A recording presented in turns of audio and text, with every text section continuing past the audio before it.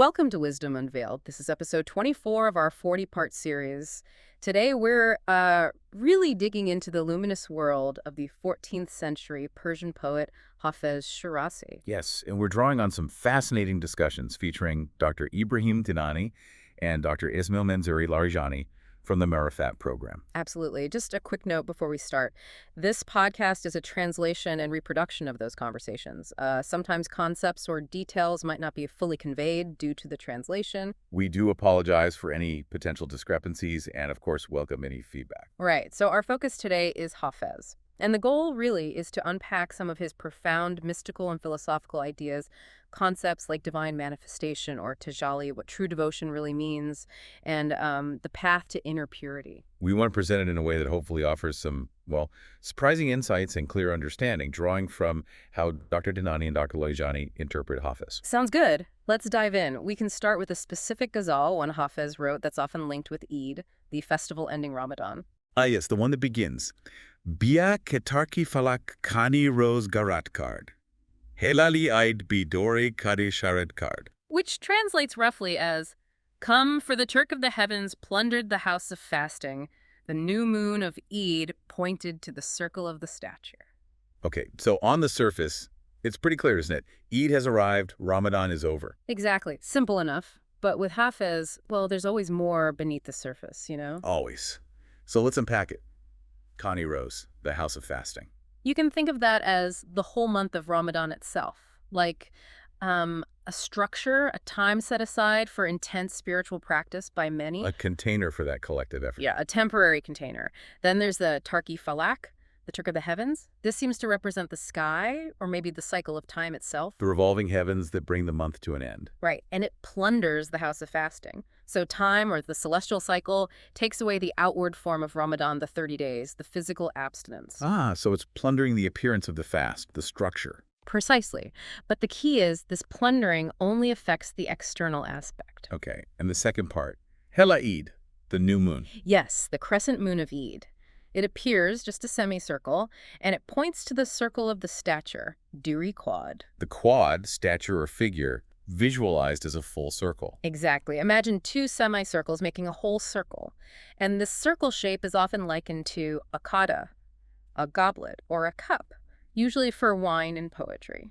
So the crescent moon points towards this symbolic goblet. What does that represent? Well, the idea is that this kata signifies the abundance of spiritual knowledge, marifat, that one has hopefully gained during Ramadan. I see. The inner gain. Yes.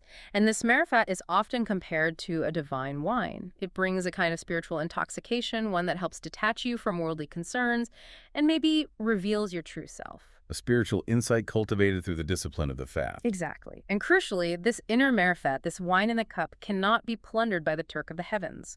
Time can end the ritual, but it can't steal the inner transformation. So the outward form is temporary, but the inner marifat is the enduring result.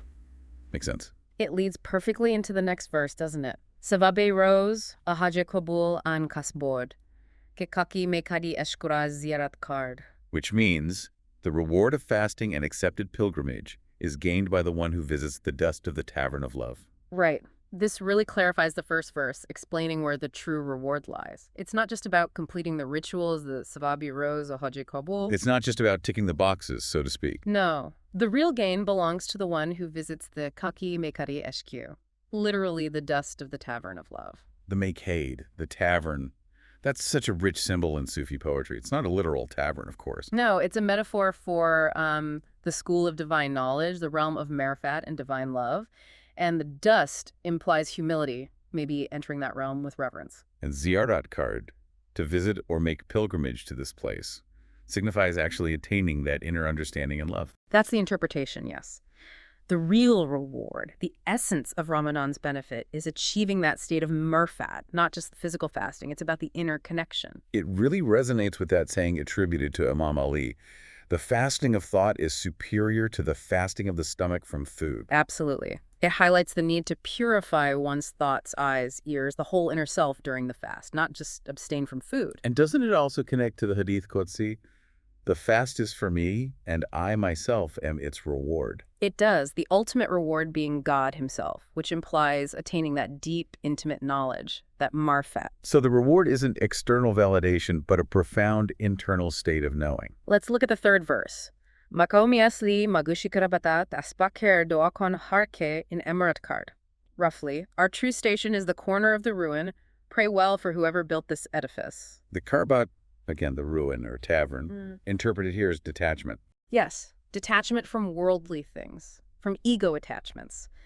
A Karabati is someone who has sort of abandoned those things, found freedom in that ruin. So our true spiritual place, our makam, is found in that state of inner detachment, not just outward piety. That seems to be the idea. And the prayer, pray well for whoever built this edifice. That likely refers to the spiritual teachers, the guides who showed that this path of detachment, this ruin, is actually the way to build a connection to the divine. Praying for those who illuminated the path. Okay, now, Hafez often gets misinterpreted, maybe as being anti-reason. This next verse addresses that, I think. Ah, the one about the price of wine. Bahai bedle chonast. Johar akli biakasud kasi borke intejarat card. What is the price of pure wine? The essence of intellect. Come, for whoever made this trade, gain profit. Right, so the bedchon, the pure wine, we understand this is the wine of marfat, divine knowledge. Yes. And its price, the baha, it's not gold or silver, it's johare ak, the very essence, the core of intellect or reason. So, far from dismissing reason, Hafez is saying that true spiritual knowledge, marifat, is acquired through the proper use of our intellect. It's the currency required. It really elevates reason, doesn't it? You don't just stumble into marifat, you engage your mind, your critical thinking, your rational faculty. And the trade, the tejarat, is using this intellect to gain that divine knowledge. It's presented as a profitable venture. Because that knowledge, gained through intellect, is enduring, it's the kind of profit the Turk of the heavens, time and change cannot plunder, an eternal gain. A secure investment, you might say. Okay, moving to the interplay of love, beauty, and devotion. There's this verse. Namaz dar kame an abroya marabi, kasi kunat kebi kuna jagar tart card. One can offer prayer in the arch of that merab-like eyebrow who has performed ablution with the blood of the liver. Intense imagery. Very. So the abroya marabi, the beloved's eyebrow, likened to the curve of a mirab, the prayer niche in a mosque. Which points towards the Kaaba, the direction of prayer, symbolizing the ultimate focus, the divine beauty. Right. And to truly offer prayer, to connect with that divine beauty symbolized by the eyebrow arch, one needs taharat, purification. But not just with water. No, bikuni jagar, with the blood of the liver, or often understood as the heart's blood. It implies immense spiritual struggle, hardship, maybe deep suffering or sacrifice. So true prayer, real connection, requires this profound inner cleansing, achieved through intense spiritual effort. It's much deeper than ritual washing. It suggests the path requires profound inner transformation, perhaps even heartbreak, to purify the self enough to truly face the divine. And having achieved that purification, the next verse seems to follow logically. Behold the countenance of the beloved with the eye. Be grateful, for the eye's work of gazing was done through inner vision. So after the inner purification, the seeker can truly see the beauty of the year, the beloved, the divine. But it's not just seeing with the physical eyes, is it? No, that's the key. It's asar basirat. Through inner vision, spiritual insight, the physical act of seeing is now informed, empowered by the eye of the heart, by wisdom. So the outer sight is perfected by the inner sight? You see reality more clearly. Makes sense. And finally, in this ghazal, Hafez reflects on his own poetry. Hazisi eshku ze Hafez Shinav, nazvaz agarche sanate besiar dard ishnye. Hear the tale of love from Hafez, not from the preacher, even though he employed much artistry and expression. He's drawing a distinction, isn't he? He acknowledges the artistry, the eloquence sanate besiar of the preacher, the vaz. But he implies his own words come from a different source. Exactly. He suggests listening to him for the hari eshku, the tale or discourse of love, because his words, however artful, spring from eshk love and personal spiritual experience, not just from theoretical preaching. So it's the difference between talking about love and speaking from love and lived experience. Mere eloquence, without that root in marfat and love, might lack real impact. Right. The authenticity, the experiential core, is what gives the words their power. That seems to capture the essence of this ghazal's journey, from the end of ritual fasting to the attainment of enduring inner knowledge, purification, and love-based vision. And just briefly touching on the essence of Eid itself, drawing from the discussions, it's not just the start of a new month, Shaul. No, there's a deeper meaning, like the saying, the true Eid for a believer is the day they commit no sin. And the word Eid itself comes from Aud, meaning returning. So the real return on Eid is the individual returning to their pure original nature, their fitrat, after the purification of Ramadan. A return made possible by both the outward fasting and that crucial inner purification of thought, sight, hearing, heart. So the believer who truly completes Ramadan becomes, in a sense, new, again, pure like the day they were born. Ramadan is called the spring of hearts, Rabi al-Qulub. Where the spirit blossoms and the pure water, abisola, and the wine, or marifat, replace the salt water of clay, sharubiye abo gel, the attachments to worldly desires. And the challenge, of course, is to maintain that purity beyond the month itself. Absolutely. Okay, so that ghazal gives us a fantastic grounding in Hafez's approach. Should we shift now to the concept of Tajalli? Yes, let's do that. Divine manifestation. This is another central theme in Hafez and something Dr. Dinani and Dr. Larijani explored in depth. Tajalli, at its core, is about how the absolute truth, God, reveals itself, how the hidden reality unveils itself to the seeker. It's the process of divine self-disclosure, you could say. Right, and Hafez's poetry is full of imagery related to this. Think about verses describing dawn-breaking, sorrow-lifting, finding the water of life in darkness. These often symbolize that movement from ignorance or spiritual darkness towards the light of divine unveiling, the possibility of Tajalli. And the experience itself, when it happens, the discussions describe it as potentially overwhelming, a feeling of being completely absorbed by the radiance of the divine essence. And this links back to the idea of wine, doesn't it? But not literal wine. Exactly. It's receiving wine from the cup of the manifestations of the divine attributes, the Jamalihat. It's an experience of God's qualities, God's beauty. Which leads the mystic beyond seeing separate things, towards recognizing the underlying unity. Precisely. You move from perceiving multiplicity to experiencing the oneness of reality. This wine is an intoxication with that unity, stemming from experiencing God's attributes. So the mystic's awareness gets kind of submerged in the singular reality of God, and the illusion of separateness fades. Yes, the boundaries dissolve, in a manner of speaking. Okay, so how does one arrive at this? The philosophers talk about different ways of knowing God: sensory, rational, and then mystical knowing, Erfan. Right. Reason and philosophy, they can logically point towards God, build arguments for existence, describe attributes. That's like creating a map. A map of the territory. Yes. But Erfan is different. It's not just mapping, it's walking the path. It's a direct encounter, a state of presence with the divine. So it's experiential, not just conceptual. Exactly. And importantly, Erfan doesn't necessarily reject reason. Instead, it aims to elevate it, to purify it from the ego's limitations. Leading to what they call purified intellect. Yes. And this purified intellect allows one to see truth, not just deduce it, but perceive it directly with the eye of presence, and Hoser. The eye of presence. That sounds like the state needed to perceive Tajalli. It is. Tajalli happens in that state of presence. It's how the absolute reveals itself through creation. But crucially, it implies immanence, God within creation, not just transcendence, God being separate from creation. Ah, that's a key distinction. Not just a creator making something separate, but the divine manifesting within and as the creation itself. Yes. Think of the sun and its rays analogy again. The rays aren't really separate from the sun. They are the sun's light manifesting. The universe in this view is a zohar, a manifestation of the divine. Okay, and this connects to another deep point, the infinite nature of God. Right. If God is truly absolute, truly infinite, then he cannot have a genuine opposite. An opposite would inherently limit the infinite, define it by what it's not. Which is a contradiction for something truly absolute. Exactly. So Tajalli, the divine appearance, isn't God manifesting something opposed to himself. The manifestation is still a facet of his infinite being. Okay, I think I'm following.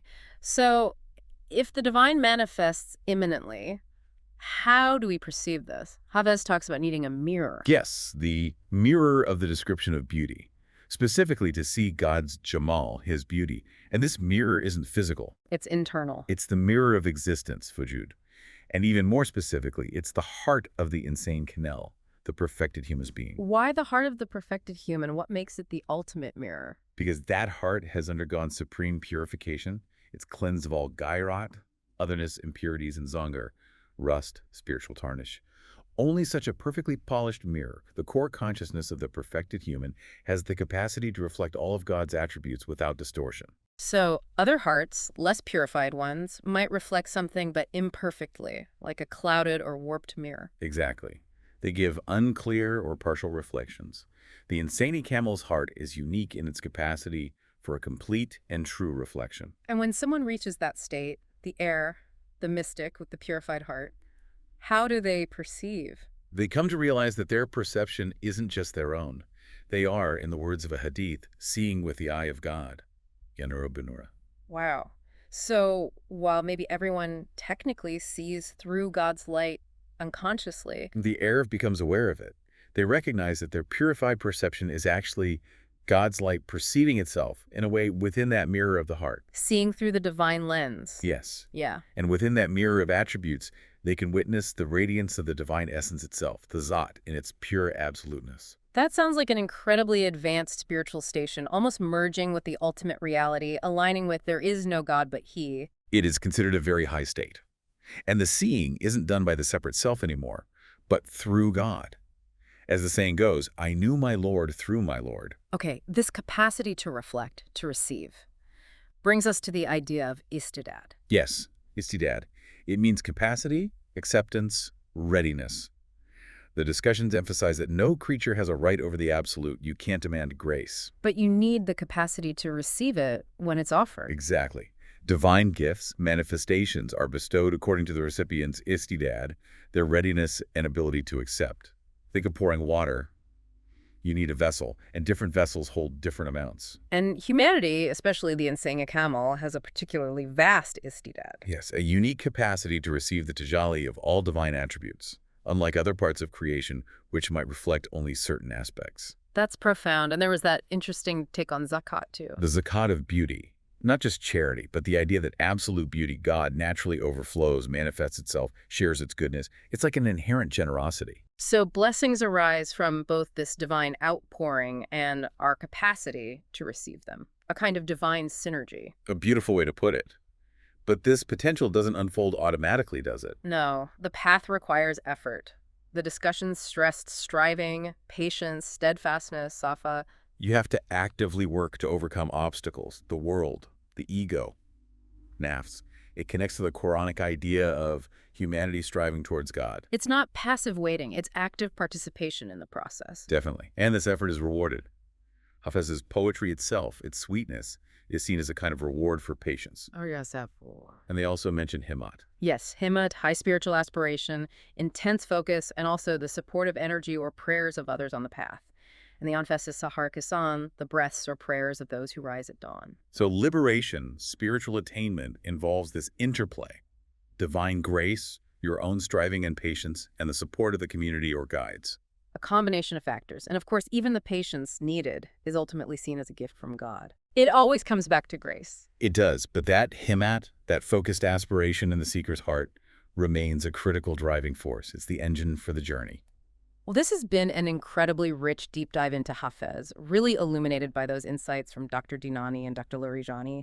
We've touched on Tajalli, the heart as that divine mirror, the vital roles of inner purification and intellect, and what true devotion really looks like. It really underscores the depth and timeless relevance of Hafez's wisdom, doesn't it? Absolutely. So, for everyone listening, perhaps a key takeaway is to consider that idea of your own heart as a potential mirror for the divine. What might it mean in your own life to work on purifying that inner mirror, cultivating your istindad, your capacity for grace? It's a lifelong process of refinement, of course. And a provocative thought to leave you with. Hafez seems to insist that true vision, true understanding, doesn't come just from following rules or outward observance.